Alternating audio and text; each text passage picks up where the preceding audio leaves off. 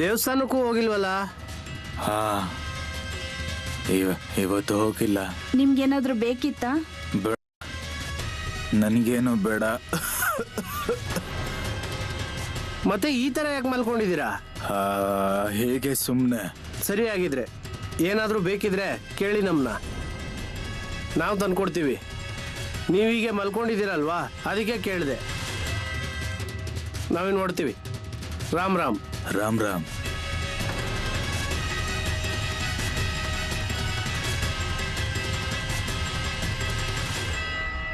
ಅಯ್ಯೋ ದೇವ್ರೆ, ಏನ್ ಹೀಗಾಗೋಯ್ತು? ಯಾವತ್ತೂ ಹೀಗಾಗಿರ್ಲಿಲ್ಲ. ದೇಹದ ಶಕ್ತಿ ಪೂರ್ತಿಯಾಗಿ ಹೊರಟೋಗಿದೆ. ಅಂಥದ್ದೇನಾಯ್ತು ನನಗೆ?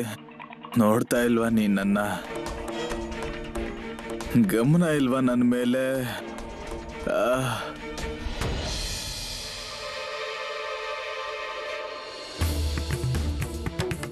ಏನಾಯ್ತು? ಹೇಗಾಯ್ತು? ಒಂದು ಅರ್ಥ ಆಗ್ತಿಲ್ಲ.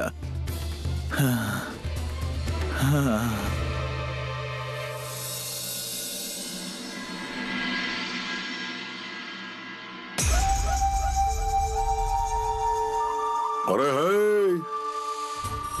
ನೀನೊಬ್ಬ ಮನುಷ್ಯನ ಹತ್ರ ಹಣ ತಗೊಂಡು ಅದನ್ನ ನುಂಗಿ ಹಾಕಿದ್ಯೇನೋ? ಹಾ,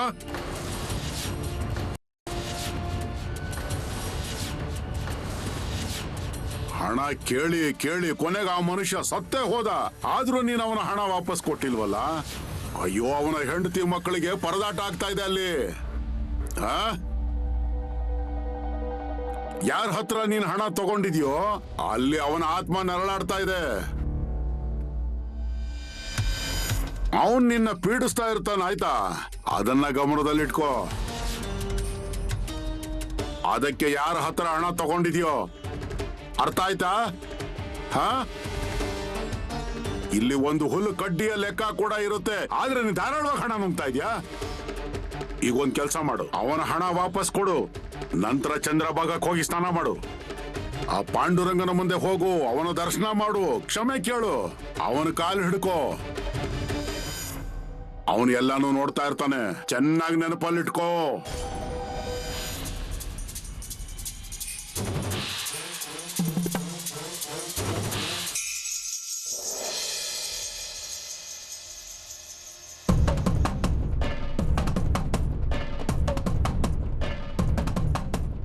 ರೀ, ಈಗೇನ್ ಮಾಡೋದು? ಯಾವ ವಿಷಯ? ನಾವ್ ಮಾಮ ಅವ್ರಿಗೆ ಹೇಳೋಣವಾ? ಅವ್ರಿಗೆ ಹೇಳಲೇಬೇಕಲ್ವಾ? ಹಾಗಲ್ಲ, ನಾವು ಸುಮ್ನೆ ಇದ್ರಲ್ಲಿ ಸಿಕ್ಕಾಕೊಳ್ಳೋದ್ ಬೇಡ ಅಂತ. ಮಾಮ ಅವ್ರಿಗೆ ಎಲ್ಲಾನು ಗೊತ್ತಲ್ವಾ, ಅಂದ್ಮೇಲೆ ಹೇಳ್ಬೇಕು. ಇಲ್ಲಿ ನೋಡು, ಮಾಮನ್ಗೆ ಯಾವ ವಿಷಯನೂ ಗೊತ್ತಾಗದೆ ಅಂತೂ ಇರಕ್ಕಾಗಲ್ಲ. ಅಂದ್ಮೇಲೆ ನಾವು ಮುಚ್ಚಿಡೋದು ಯಾಕೆ? ಇಲ್ಲ ಅಂದ್ರೆ ಮಾಮ ನಮ್ಮನ್ ಕೇಳ್ತಾರೆ ಯಾಕೆ ಹೇಳಲಿಲ್ಲ ಅಂತ. ಹಾಗೇನ್ ಮಾಡ್ತೀನಿ ನೀನು? ಆದ್ರೆ ಹೀಗೂ ಆಗ್ಬೋದಲ್ವಾ? ಈ ವಿಷಯದಲ್ಲಿ ತಲೆ ಹಾಕಿದ್ರೆ ವಿಷಯ ಇನ್ನೂ ಬೆಳೆಯುತ್ತೆ. ಹೇಳಿದ್ರೇನು ಹೇಳ್ದೇ ಇದ್ರೇನು, ಆಗೋದಂತೂ ಅದೇನೆ. ನಮ್ ಕಣ್ಣಿಗೆ ಏನ್ ಕಾಣಿಸ್ತೋ ಅದನ್ನ ನಾವು ಹೇಳೋಣ. ಅದು ಮಾಮ ಅವನಿಗೆ ಶಾಪ ಕೊಟ್ಟಿದ್ರಲ್ವಾ? ಮಾಮ ಹೇಗೆ ಅಂದ್ರೆ ಅವ್ರ ಬಾಯಿಂದ ಬರೋ ಯಾವ ಮಾತು ಕೂಡ ಸುಳ್ಳಾಗೋದಿಲ್ಲ. ನಾವು ಹೋಗ್ತಾ ಇರೋದು ದರ್ಶನ ಮಾಡಕ್ಕೆ. ನಮ್ಗೇನ್ ಕಾಣಿಸಿದ್ಯೋ ಅದನ್ನ ಹೇಳೋಣ. ಸರಿ.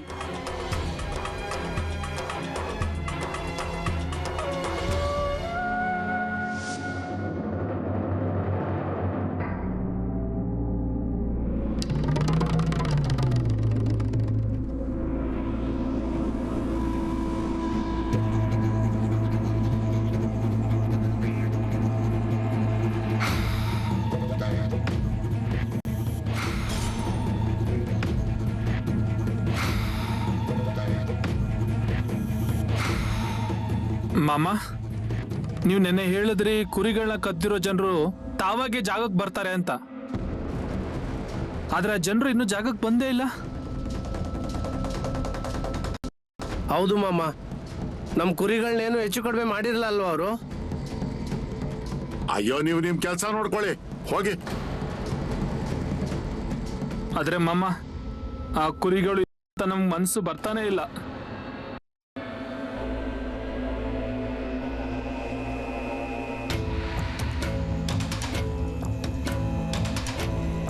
ಮಾಮ ನಿಮಗೊಂದು ವಿಷಯ ತಿಳಿಸ್ಬೇಕಾಗಿತ್ತು.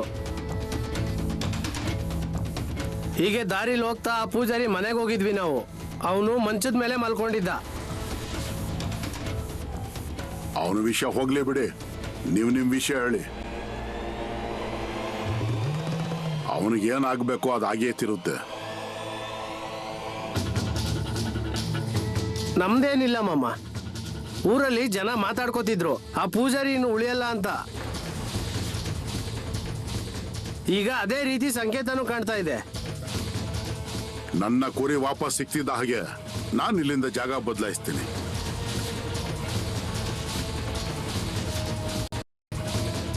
ಮಾಮ, ನಮ್ಮೂರಿನ ಜನರ ಮೇಲೆ ಕೋಪ ಮಾಡ್ಕೊಂಡು ಹೋಗ್ತಿದ್ದೀರಾ ನೀವು?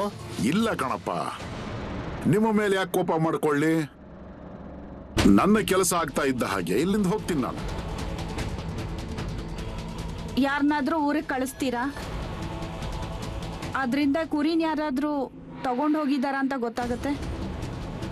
ಅದರ ಅವಶ್ಯಕತೆ ಏನೂ ಇಲ್ಲ. ಇಲ್ಲೇ ಕೂತ್ಕೊಂಡು ಎಲ್ಲ ಕಾಣುತ್ತಲ್ವಾ ಏನ್ ನಡೀತಾ ಇದೆ ಅಂತ.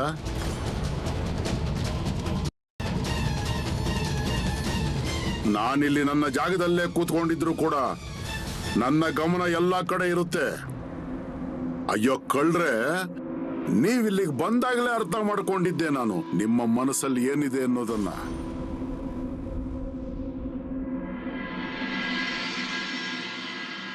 ಅಯ್ಯೋ ಅಯ್ಯೋ ಆಗ್ತಾರ ಅಮ್ಮ ಅಯ್ಯೋ ನಂಗೇನಾಗ್ತಿದೆ ಗೊತ್ತಾಗ್ತಿಲ್ಲ. ಏನ್ ಮಾಡ್ಬೇಕು ಅಂತಾನು ಗೊತ್ತಾಗ್ತಿಲ್ಲ. ವೈದ್ರನ್ ಕರ್ಸೋಣ್ವಾ ಈಗ? ಅಯ್ಯೋ ಹೀಗೆ ಮುಂದುವರೆದ್ರೆ ಪ್ರಾಣ ಹೋಗ್ಬಿಡುತ್ತೆ ಅಷ್ಟೇ. ಇದೆಲ್ಲ ಹೇಗ್ ದಿಢೀರಂತ? ಅವ್ರು ಬರೋದು ಯಾವಾಗ? ನಂಗಂತೂ ಇದು ಬೇರೆನೆ ಅನ್ನಿಸ್ತಾ ಇದೆ. ಅದಕ್ಕೆ ನಾನು ಆಗ್ಲಿಂದ ಹೇಳ್ತಾನೆ ಇದ್ದೆ, ನನಗ್ ಭಯ ಆಗ್ತಿದೆ ಅಂತ. ಸುಮ್ನೆ ಏನೇನೋ ಹೇಳ್ತೀಯ ನೋಡು. ಇರೋ ವಿಷಯನೇ ಹೇಳ್ತಾ ಇದ್ದೀನಿ. ಇಲ್ಲಿ ತನಕ ನಾವ್ ಎಷ್ಟೊಂದು ಕುರಿಗಳನ್ನ ಕಳ್ತನ ಮಾಡಿದ್ವಿ, ಆದ್ರೆ ಹೀಗೆ ಯಾವತ್ತೂ ಆಗಿರ್ಲಿಲ್ಲ. ಆದ್ರೆ ಈಗ ಮಾತ್ರ ಯಾಕೆ ಹೀಗೆ? ಜಾಸ್ತಿ ಇರೋದ್ರಿಂದ ಆಗಿರ್ಬಹುದು. ಇಲ್ಲ ಕಣವ, ನಂಗೆ ಯಾಕೋ ಈ ತರ ಅನಿಸ್ತಾ ಇಲ್ಲ. ರೀ, ನಾವು ಬಾಳು ಮಾಮ ಅವ್ರ ಕುರಿ ಕದ್ದಿರೋದಕ್ಕೆ ನಿಮ್ಗೆ ಹೊಟ್ಟೆ ನೋಯ್ತಾ ಇದೆ. ಅಮ್ಮ ನೋವು. ರೀ, ನಿಜವಾಗ್ಲೂ ನಿಮ್ಮನ್ನ ಈ ರೀತಿ ನೋಡೋಕೆ ಭಯ ಆಗ್ತಾ ಇದೆ ನನ್ಗೆ. ಏನಪ್ಪ ನೀನೇನೇ ಹೇಳು, ಆ ಮಾಮ ನಮ್ಮನ್ನು ಸರಿಯಾಗಿ ಗುರುತು ಹಿಡಿದಿದ್ದಾರೆ. ನಾವ್ಯಾರು, ನಾವೇನ್ ಮಾಡ್ತೀವಿ ಅಂತ ಎಲ್ಲಾನು ಹೇಳಿದ್ರಲ್ವಾ ನಮ್ಗೆ. ಆದ್ರೂ ಕೂಡ ನಾವು ಅವ್ರ 2 ಕುರಿಗಳನ್ನ ಕಳ್ತನ ಮಾಡಿದ್ವಿ. ನಮ್ಗಿದೆಲ್ಲ ಹೀಗೆ ಆಗ್ಬೇಕು. ರೀ, ನಾವು ಮಾಮ ಅವ್ರ ಜಾಗಕ್ಕೆ ಹೋಗೋಣ, ಮಾಮ ಅವ್ರ ಹತ್ರ ಕ್ಷಮೆ ಕೇಳೋಣ. ಸರಿ ಆಗ್ಲಿ, ನೀನ್ ಹೇಗೆ ಹೇಳ್ತೀಯೋ ಹಾಗೆ. ನಾನ್ ಬೇಕಾದ್ರೆ ಅವ್ರಿಗೆ ಸಾಷ್ಟಾಂಗ ನಮಸ್ಕಾರ ಮಾಡ್ತೀನಿ, ಆದ್ರೆ ನನ್ನ ಹೊಟ್ಟೆ ನೋವು ಸರಿ ಆಗ್ಬೇಕಷ್ಟೇ. ರೀ, ಆದ್ರೆ ಅವ್ರು ನಮಗ್ ಕ್ಷಮಿಸ್ತಾರೆ ಅಂತ ಹೇಳ್ತೀರಾ? ನಾವು ಅವ್ರ ಕುರಿಗಳನ್ನ ಕಳ್ತನ ಮಾಡಿದೀವಿ, ಮತ್ತೆ ಒಂದ್ ಕುರಿನ ಕತ್ತರಿಸಿ ತಿಂದಿದೀವಿ. ಅದೇನು ಅಂತ ಅವ್ರ ಜಾಗಕ್ಕೆ ಹೋದಾಗ್ಲೇ ಗೊತ್ತಾಗೋದು. ಆದ್ರೆ ಅಲ್ಲಿಗೆ ಹೋಗ್ಲೇಬೇಕಾಗುತ್ತೆ, ಅದ್ ಬಿಟ್ಟು ಬೇರೆ ದಾರಿನೇ ಇಲ್ಲ. ಅಯ್ಯೋ ಅಯ್ಯೋ ನೋವು, ಅಮ್ಮ ನೋವು.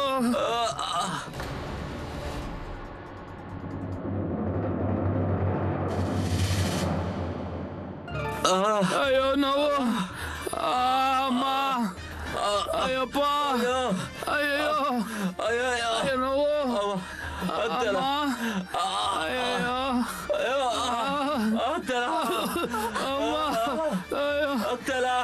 ಅಯ್ಯೋ ಆಗ್ತಿಲ್ಲ. ಅಯ್ಯೋ ನಂಗೆ ತುಂಬಾನೇ ಕಷ್ಟ ಆಗ್ತಾ ಇದೆ. ಅಯ್ಯೋ ದೇವ್ರೆ, ನನ್ನನ್ನಂತೂ ಬದುಕ್ಸು, ನಾನಂತೂ ಇಲ್ಲೇ ಸತ್ತೋಗ್ತೀನೇನೋ. ರೀ, ನೀವ್ ಯಾಕೆ ಹೀಗೆ ಹೇಳ್ತಿದ್ದೀರಾ?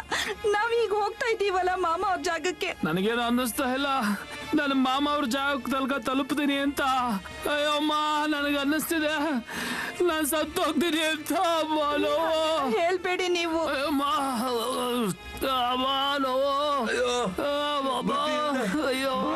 ಕುರಿಗಳನ್ನ ಕಳ್ತನ ಮಾಡಿದ್ವಿ. ಮೊದ್ಲೇ ಗೊತ್ತಾಗಿದ್ರೆ ಈ ಪರಿಸ್ಥಿತಿ ಬರ್ತಾ ಇರ್ಲಿಲ್ವೋ ಏನೋ. ಅಯ್ಯೋ ಅಮ್ಮ. ಅಯ್ಯೋ ಅಯ್ಯೋ ಏನ್ ಮಾಡೋದೀಗ? ಅಯ್ಯೋ ರೀ, ಈಗ ಮಾಮ ಅವ್ರ ಜಾಗದ ಹತ್ರ ಬಂದಿದ್ದೀವಿ ಅಲ್ವಾ, ನಡೀರಿ ಹೋಗೋಣ. ಅಮ್ಮ ನನ್ನಿಂದ ತಡ್ಕೊಳಕ್ ಆಗ್ತಾ ಇಲ್ಲ. ಅಮ್ಮ. ನೀವ್ ಎದ್ದೇಳಿ ರೀ. ಅಯ್ಯೋ ಅಯ್ಯೋ ಅಯ್ಯಮ್ಮ.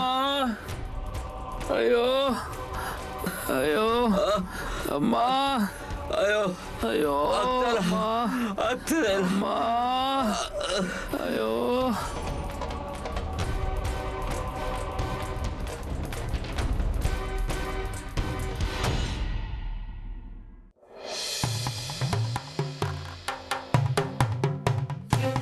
ಅಯ್ಯೋ ಬಾಬಾ. ಮಾಮ ಅಮ್ಮ.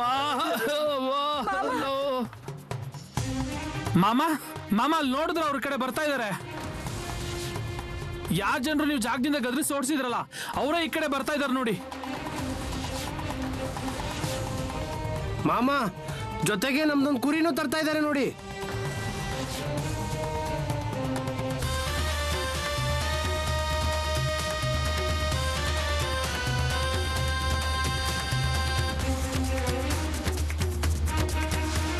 ಮಾಮ ಮಾಯ ಮಾಮ, ದಯವಿಟ್ಟು ನಮ್ಮನ್ನ ಕ್ಷಮಿಸಿ, ನಮ್ಮಿಂದ ತಪ್ಪಾಗಿದೆ. ದಯವಿಟ್ಟು ನಮ್ಮನ್ನ ಕ್ಷಮಿಸಿ ಮಾಮ, ನಮ್ಮಿಂದ ತಪ್ಪಾಗಿದೆ.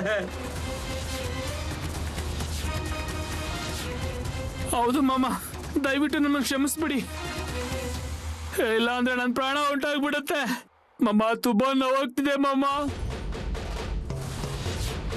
ಇವ್ರಿಗೇನಾದ್ರೂ ಹೆಚ್ಚು ಕಡಿಮೆ ಆದ್ರೆ ಕಷ್ಟ ಆಗುತ್ತೆ ಮಾಮ. ಅಯ್ಯೋ ಆದ್ರೆ ನಾನು ಕೇಳ್ತಾ ಇದ್ದೀನಿ, ದೇವರ ಕುರಿಗಳನ್ನ ಕಳ್ತನ ಮಾಡಿ ಎತ್ಕೊಂಡು ಹೋಗೋ ಧೈರ್ಯ ಎಲ್ಲಿಂದ ಬಂತು ನಿಮಗೆ?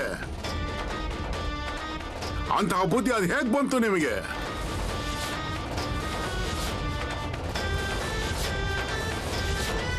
ಮಾಮ ಆಗ ನಮ್ಗೇನು ಗೊತ್ತಾಗಿರ್ಲಿಲ್ಲ, ನಾವು ನಮ್ದೇ ಭ್ರಮೆಯಲ್ಲಿದ್ವಿ ಮಾಮ. ದಯವಿಟ್ಟು ಕ್ಷಮಿಸಿ ನಮ್ಮಲ್ ಮಾಮ.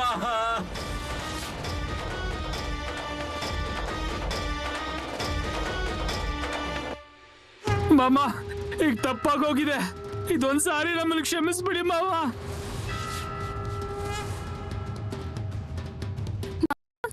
ಮನೆಯಲ್ಲಿ ನೋವಿಂದ ಒದ್ದಾಡ್ತಾ ಇದ್ರು, ಈಗ ಇಲ್ಲಿ ಕೂಡ ನೀವು ನೋಡ್ತಾನೆ ಇದ್ದೀರಾ. ಇವ್ರನ್ನ ಹುಷಾರ್ ಮಾಡಿ ಮಾಮ. ಇವ್ರಿಗೆ ಗೊತ್ತಿರ್ಲಿಲ್ಲ ನೀವ್ ಯಾರು ಅನ್ನೋದು. ಅಯ್ಯೋ ನಾನು ಯಾರು ಬೇಕಾದ್ರೂ ಆಗಿರ್ಲಿ, ನಿಮ್ಮನ್ನಂತೂ ನಾನು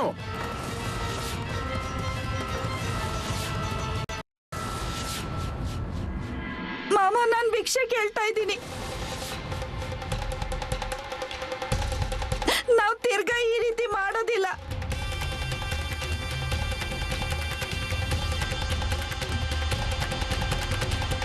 ಇನ್ಮೇಲಿಂದ ನಾವ್ ಈ ರೀತಿ ತಪ್ಪು ಯಾವತ್ತೂ ಮಾಡಲ್ಲ. ಅಯ್ಯೋ ಅಯ್ಯೋ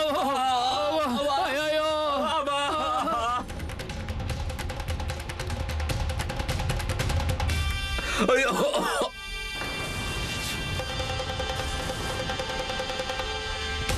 ನೀವ್ 2 ಕುರಿಗಳನ್ನ ಕದ್ಕೊಂಡು ಹೋಗಿದ್ರಿ, ಆದ್ರೆ ಅದ್ರಲ್ಲಿ ಒಂದನ್ನ ಸಾಯಿಸ್ಬಿಟ್ರಿ ಅಲ್ವಾ?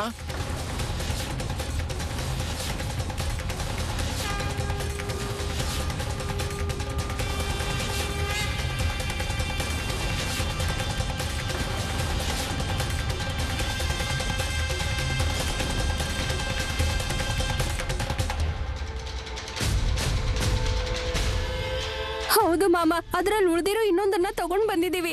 ಅಯ್ಯೋ ಅದು ಕಾಣ್ತಾ ಇದೆ ನನಗೆ. ಆದ್ರೆ ಆ ಇನ್ನೊಂದು ಕುರಿನ ಏನ್ ಮಾಡಬೇಕು ಅಂತ ಹೇಳಿ ನನಗೆ.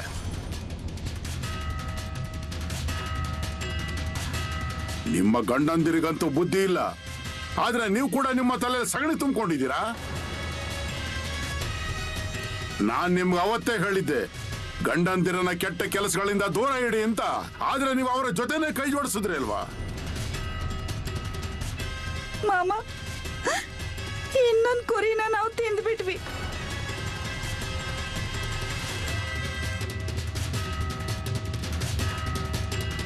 ನಮ್ಗೇನ್ ಶಿಕ್ಷೆ ಕೊಡ್ಬೇಕು ಅನ್ಸುತ್ತ ಅದನ್ನ ಕೊಡಿ. ಮನ್ಸಿಗೆ ಏನ್ ಕೆಲ್ಸ ಬರುತ್ತೆ ಅದನ್ನ ಹೇಳಿ. ನಾವು ಮಾಡಿರೋದು ತುಂಬಾ ನೀಚ ಕೆಲ್ಸ ಮಾಮ.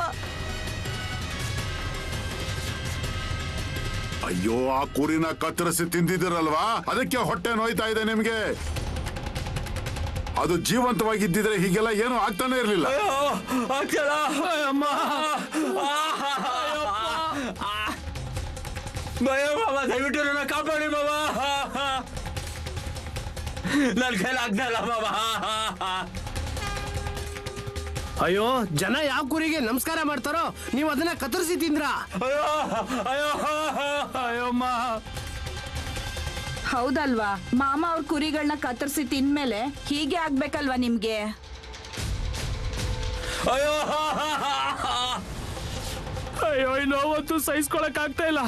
ಏನಾದ್ರೂ ಮಾಡಿ ಮಮ್ಮ, ಏನಾದ್ರೂ ಮಾಡಿ. ಮಾಮ, ಇದು ಕೊನೆ ತಪ್ಪು ಅಂತ ತಿಳ್ಕೊಂಡು ಬಿಟ್ಬಿಡಿ ನಮ್ನ. ಮಾಮ, ಏನ್ ಮಾಡೋದು ಇವ್ರಿಗೆ? ಇವ್ರು ಹೀಗೆ ಹೊಟ್ಟೆ ನೋಯ್ತಾ ಇದ್ರೆ ಇವ್ರು ಹೀಗೆ ಒದ್ದಾಡ್ತಾ ಮತ್ತೆ ಸತ್ತೆ ಹೋಗ್ತಾರ ಮಾಮ. ಏ ಮಕ್ಕಳೇ, ಈ ಕಡೆ ಬನ್ನಿ. ಈ ಭಂಡಾರ ತಗೊಳ್ಳಿ, ನೀರಲ್ಲಿ ಹಾಕಿ ಕುಡಿಸಿ ಅವ್ರಿಗೆ.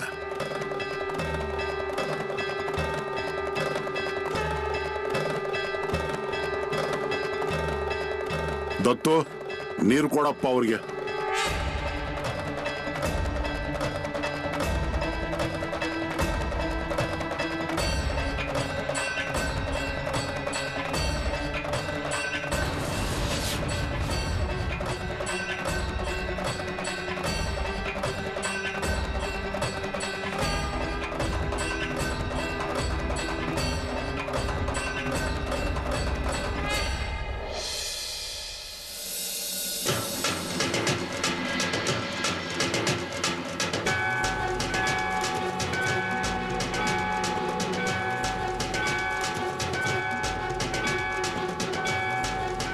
ಈಗ ಸ್ವಲ್ಪ ಹೊತ್ತು ಹಾಗೆ ಕೂತ್ಕೊಂಡಿರಿ, ಸರಿ ಹೋಗುತ್ತೆ.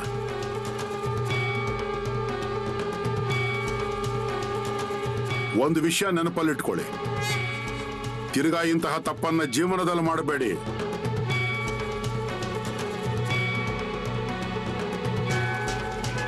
ಒಂದು ಸಾರಿ ಕ್ಷಮಿಸಿದ್ದೀನಿ, ಮತ್ತೆ ಕ್ಷಮೆ ಸಿಗುತ್ತೆ ಅಂತ ಯಾವತ್ತೂ ಹೇಳೋಕ್ಕಾಗೋಲ್ಲ.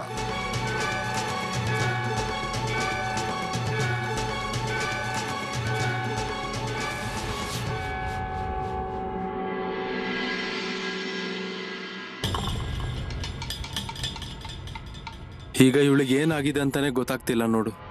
ಮೈ ತುಂಬಾ ಬಿಸಿ ಆಗಿದೆ ಇವಳಿಗೆ. ಮಾಡಕ್ ಹೋಗಿದ್ ಒಂದಾದ್ರೆ ಆಗಿದ್ ಮತ್ತೊಂದು. ನಮ್ಮಿಂದಾಗಿ ತಪ್ಪಾಗಿದೆ ನೋಡು. ನಿಜ ಏನಿದೆ ಅನ್ನೋದನ್ನ ನಾವು ಮುಂಚೆನೆ ಮಾಮ ಅವ್ರ ಹತ್ರ ಹೇಳ್ಬೇಕಿತ್ತು. ಏನ್ ಮಾಡೋದೀಗ? ಈಗ ಪೂಜಾರಿಗೆ ಏನಾಗುತ್ತೆ ಅಂತ ಅದನ್ನು ನೋಡ್ಬೇಕು ಅಲ್ವಾ? ನನ್ಗ ಅನ್ನಿಸ್ತಾ ಇದೆ ಈ ಪೂಜಾರಿ ಮಾಮನ್ ನೂಕಿದ್ದ ಅಲ್ವಾ, ಈಗ ಅವನೇ ಬದುಕುಳಿಯಲ್ಲ ಅಂತ. ತುಂಬಾ ದೊಡ್ಡ ತಪ್ಪು ಮಾಡಿದಾನವನು. ಈಗ ಅವನಿಂದಾಗಿ ಮಾಮನ ಹತ್ರ ಗೀತನ್ ವಿಚಾರ ಕೂಡ ಮಾತಾಡಕ್ಕಾಗಲ್ಲ. ಹಾಗೆ ಆಯ್ತು ನೋಡು. ದೊಡ್ಡ ಕಗ್ಗಂಟಾಗಿದೆ ನಮಗೆ. ಅದಕ್ಕೆ ಮನುಷ್ಯ ಯಾವಾಗ್ಲೂ ನೇರವಾಗಿ ನಡಿಬೇಕು. ಮೊದ್ಲೇ ಮಾಮನ್ಗೆ ವಿಚಾರ ಹೇಳಿದ್ರೆ ಗೀತಾ ಇಷ್ಟೊತ್ತಿಗೆ ಹುಷಾರಾಗಿರ್ತಿದ್ಲೋ ಏನೋ.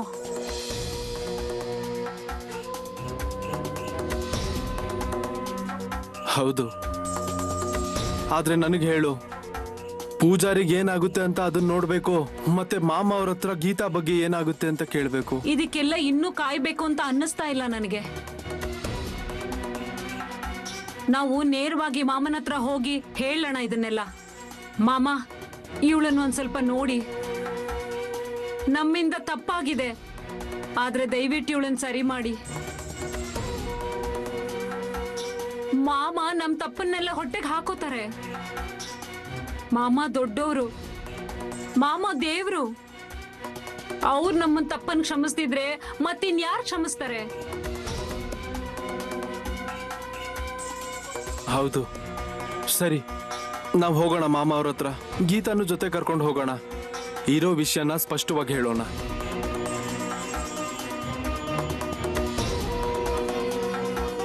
ಹೌದು.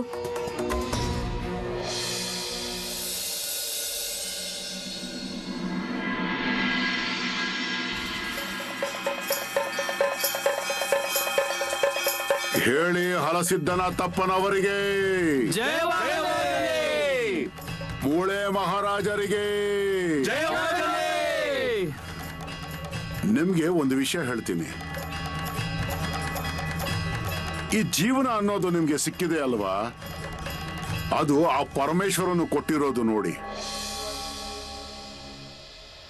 ಮತ್ತೆ ನಿಮ್ಮ ಹಾಗೇನೆ ಪಕ್ಷಿಗಳಿರ್ಲಿ, ಮೂಕ ಪ್ರಾಣಿಗಳಿರ್ಲಿ, ಕೀಟಗಳಿರ್ಲಿ, ಇವೆಲ್ಲವುಗಳಿಗೆ ಅವನು ಆ ಜೀವ ಕೊಟ್ಟಿದ್ದಾನಲ್ವಾ, ದೇಹ ಕೊಟ್ಟಿದ್ದಾನಲ್ವಾ, ಅದು ಆ ಜಗತ್ತಿನ ಒಡೆಯ ಕೊಟ್ಟಿರೋದು. ನಿಮ್ಮ, ನಮ್ಮ ಹಾಗೂ ಎಲ್ಲರ ಒಳಗಡೆ ಆ ಆತ್ಮ ಅನ್ನೋದು ಇದೆ ಅಲ್ವಾ, ಅದು ಒಂದೇನೆ. ನಾವೆಲ್ಲರೂ ಅವನ ಮಕ್ಕಳೇನೆ. ನೀವು ನನಗೊಂದು ವಿಷಯ ಹೇಳಿ, ಇಷ್ಟೆಲ್ಲ ಇರೋವಾಗ ಯಾವುದಾದ್ರೂ ಒಂದು ಜೀವಿಗೆ ಹೊಡೆಯೋದು, ಅದನ್ನ ಸಾಯಿಸೋವಂತ ಅಧಿಕಾರ ನಿಮ್ಗೆ ಯಾರು ಕೊಟ್ಟವರು?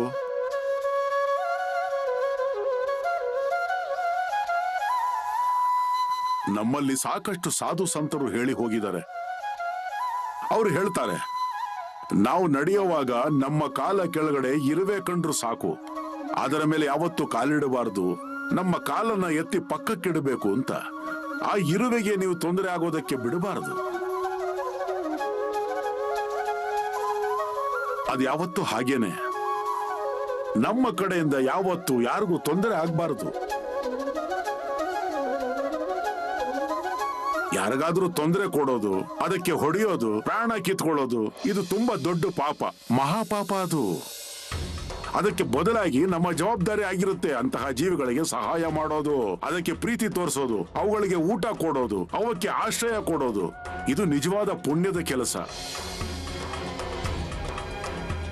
ಈಗ ನೀವೇ ಹೇಳಿ, ಹೀಗೆ ಹಗಲು ಹಿರುಳು ಕುರಿಗಳು ಹಸುಗಳನ್ನ ಕರ್ಕೊಂಡು ಕಾಡು ಮೇಡು ಅಲಿತಾ ಇರ್ತೀನಲ್ವಾ, ಅದೇನು ಸುಮ್ನೆನಾ? ನನಗೇನು ಹುಚ್ಚ ಹೇಳಿ?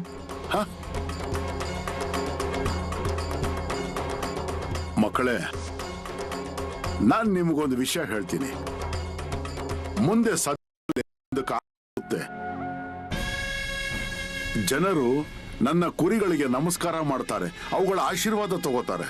ಅದಕ್ಕಾಗಿ ದೂರ ದೂರದ ತನಕ ಸಾಲುಗಟ್ಟಿ ನಿಲ್ತಾರೆ. ಜನರು ನನ್ನ ಮಾತುಗಳನ್ನು ಕಲಿತು ಪಾಲಿಸ್ತಾರೆ.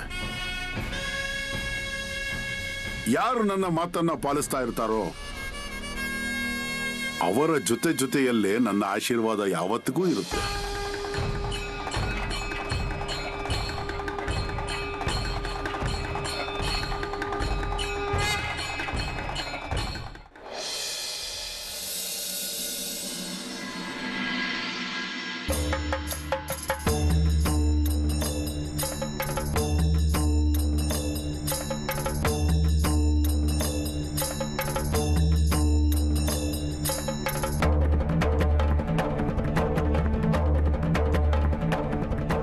ದತ್ತು ಅಣ್ಣ, ಮಾಮ ಅವ್ರು ಇನ್ನೂ ಎದ್ದೇ ಇಲ್ಲ, ಊಟ ಕೂಡ ಮಾಡಿಲ್ಲ ಅವರು. ಅಯ್ಯೋ ಮಾರಯ್ಯ, ಹಾಗೆಲ್ಲ ಏನೂ ಇಲ್ಲ.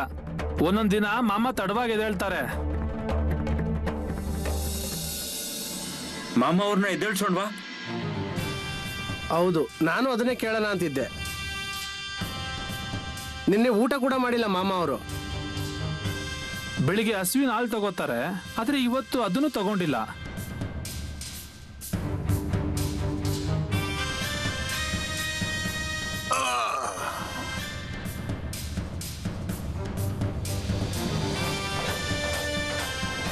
ಇವತ್ತು ಏನೋ ಒಂದು ವಾರ್ತೆ ನನ್ನ ಕಿವಿಗೆ ತಲುಪೋದಿದೆ. ಯಾವ ವಾರ್ತೆ ಮಾಮ?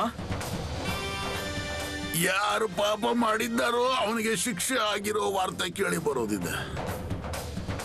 ಇರ್ಲಿ ಬಿಡಪ್ಪ ದತ್ತು, ಇರ್ಲಿ.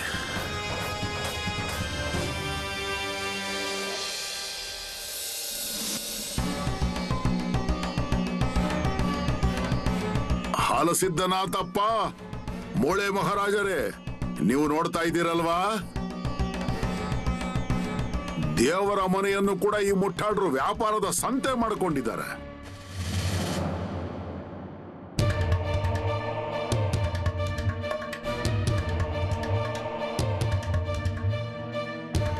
ಮಾಮ, ನೀರು.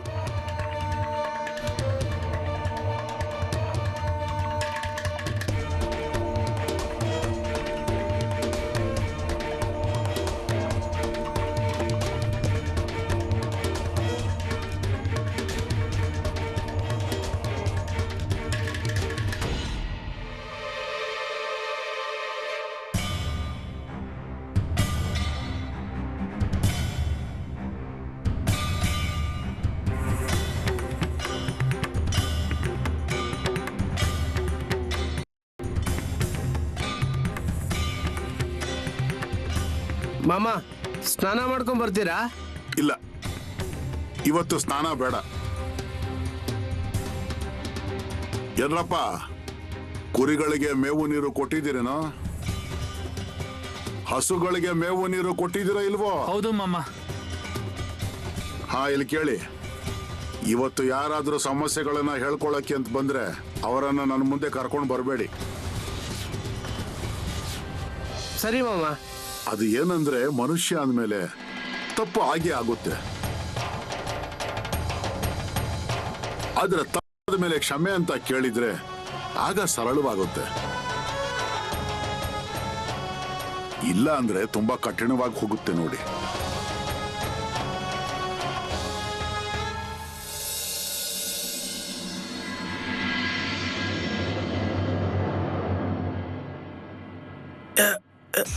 ರುಕ್ಮಿಣಿ,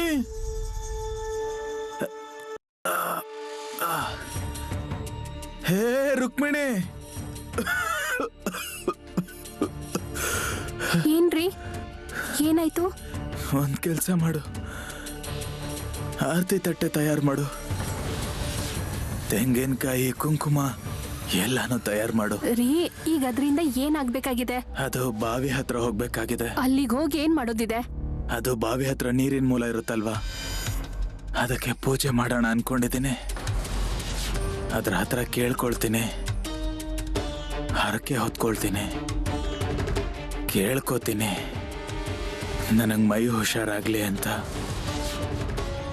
ಆ ಮಾಮ ಶಾಪ ಕೊಟ್ಟಿದ್ದಾನಲ್ವಾ, ಅದ್ಯಾರೋ ದೊಡ್ಡ ದೇವಋಷಿ ಅಂತೆ.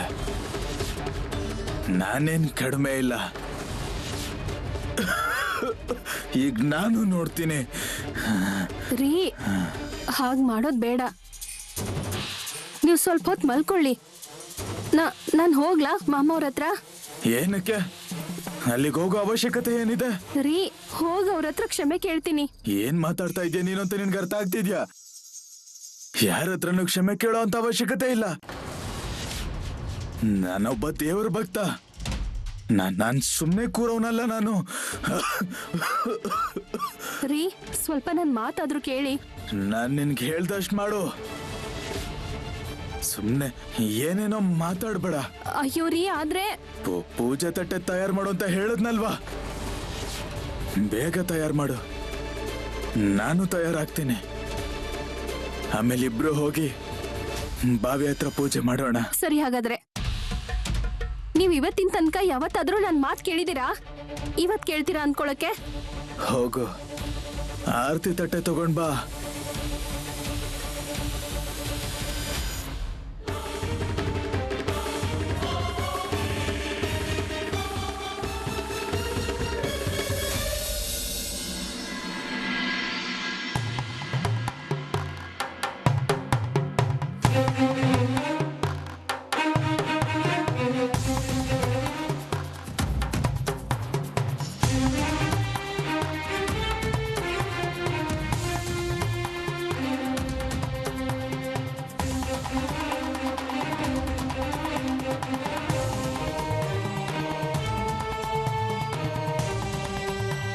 ಮಾಮ, ನಿಮ್ಗೋಸ್ಕರ ಊಟ ತಂದಿದ್ದೀನಿ.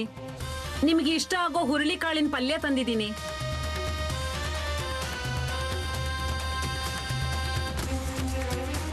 ಏನಾಯ್ತು ಮಾಮ? ಯಾಕೆ ನೀವೇನು ಮಾತಾಡ್ತಿಲ್ಲ? ಓ ಅಕ್ಕ, ಮಾಮ ಇವತ್ತು ಊಟ ಕೂಡ ಮಾಡಿಲ್ಲ.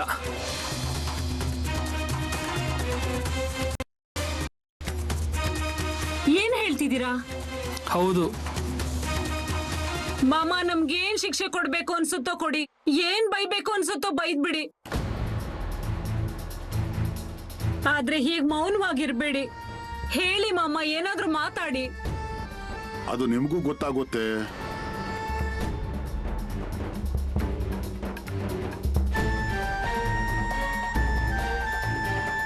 ಮಾಮ, ಇದೇನಂತ ಹೇಳ್ತಿದ್ದೀರಾ ನೀವು? ಮಾಮ, 2 ತುತ್ತು ಊಟನಾದ್ರೂ ಮಾಡಿ. ನೀವ್ ಹೀಗ್ ಉಪವಾಸದಲ್ಲಿ ಇದ್ರೆ ಬೇರೆಯವರೆಲ್ಲ ಹೇಗ್ ಊಟ ಮಾಡ್ತಾರೆ? ಅಕ್ಕ,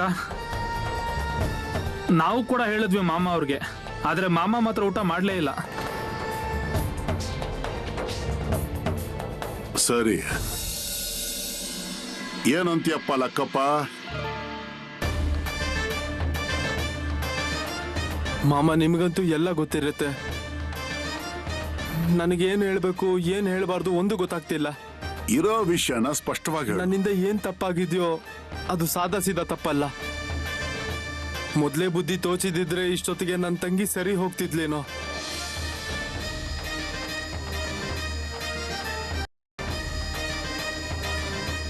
ಮಾಮ, ನನ್ನ ತಂಗಿ ನಾನು ನಿಮ್ಮ ಹತ್ರ ಕರ್ಕೊಂಡು ಬಂದಿದ್ದೀನಿ. ಅವಳ ಸ್ಥಿತಿ ಈಗ ನೋಡೋಕ್ ಆಗ್ತಿಲ್ಲ ಮಾಮ.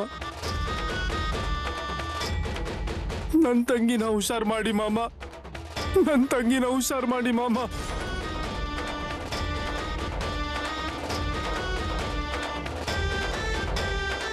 ನಿಮ್ಮಿಂದಾಗಿ ಅವಳ ಜೀವನ ಪಾವನ ಆಗುತ್ತೆ ನೋಡಿ ಮಾಮ. ನೀವೇನ್ ಹೇಳ್ತಿರೋ ಅದನ್ನ ನಾನು ಮಾಡ್ತೀನಿ ಮಾಮ. ನಾನು ಚರ್ಮದ ಚಪ್ಪಲಿ ಬೇಕಾದ್ರೆ ತಂದು ಕೊಡ್ತೀನಿ ನಿಮಗೆ ಮಾಮ.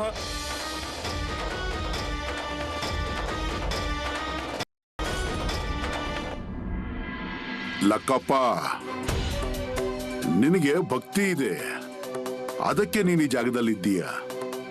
ನಿನಗೆ ಗೊತ್ತಿದ್ಯಾ, ಚಿಕ್ಕವಳಿದ್ದಾಗ ನಿನ್ನ ತಂಗಿ ಬಿದ್ದು ಹೋಗಿದ್ಲು. ಅವತ್ತಿಂದ ಅವಳಿಗೆ ಬುದ್ಧಿ ಹೊರಟೋಗಿದೆ.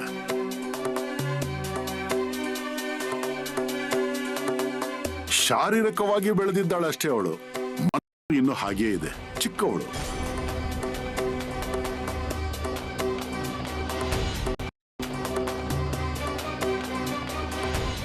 ಹೌದು ಮಾಮ, ಚಿಕ್ಕ ಮಗು ಹಾಗಾಡ್ತಿದ್ದಾಳೆ. ಇದರಿಂದ ಊರಿನ ಒಳಗಡೆ ಕೂಡ ಕರ್ಕೊಂಡು ಹೋಗಕ್ ಆಗ್ತಿಲ್ಲ ಇವಳನ್ನ. ನೀನೇನು ತಲೆ ಕೆಡಿಸ್ಕೊಬೇಡ ಲಕ್ಕಪ್ಪ, ನಾನು ಮಾತು ಕೊಡ್ತಾ ಇದ್ದೀನಿ ನಿನಗೆ. ಬರುವ ರಕ್ಷಾ ಬಂಧನದ ಹುಣ್ಣಿಮೆಯ ದಿನ ನಿನ್ನ ತಂಗಿ ತನ್ನ ಕೈಯಾರೆ ನಿನ್ನ ಕೈಗೆ ರಾಖಿ ಕಟ್ತಾಳೆ.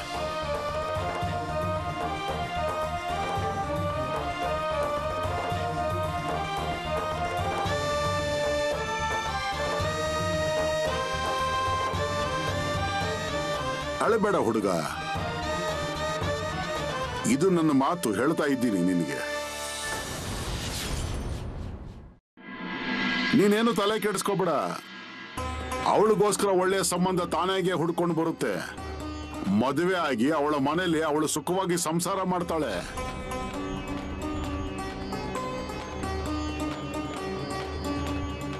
ನಾನು ಹೇಳ್ತಾ ಇದ್ದೀನಿ ಇದನ್ನ, ಇದು ನನ್ನ ಮಾತು.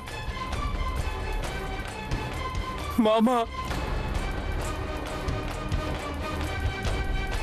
ಮಾಮ, ನನ್ನ ಜೀವನದಲ್ಲಿ ಇನ್ನೇನು ಬೇಡ ನೋಡಿ. ನಿಮ್ ಬಾಯಿಂದ ಇದನ್ನ ಕೇಳಿಸ್ಕೊಂಡ್ನಲ್ಲ, ನನ್ನ ಜೀವನ ಸಾರ್ಥಕ ಆಯ್ತು ನೋಡಿ ಮಾಮ. ಇಲ್ಲಿ ನೋಡು ಲಕ್ಕಪ್ಪ, ಇದನ್ನ ತಗೋ, ಈ ಭಂಡಾರ ತಗೋ, ಅವಳ ಹಣೆಗೆ ಹಚ್ಚು, ನೀರಲ್ಲಿ ಬೆರೆಸಿ ಕುಡಿಸು. ಸರಿ ಹೋಗ್ತಾಳು ನೋಡವಳು. ಮೊದಲನೇ ಹಾಗೆ ನಿನ್ನ ಅಣ್ಣ ಅಂತ ಕರಿತಾಳೋ ಇಲ್ವೋ ನೋಡ್ತಾ ಇರು. ದತ್ತು, ನೀರು ಕೊಡು.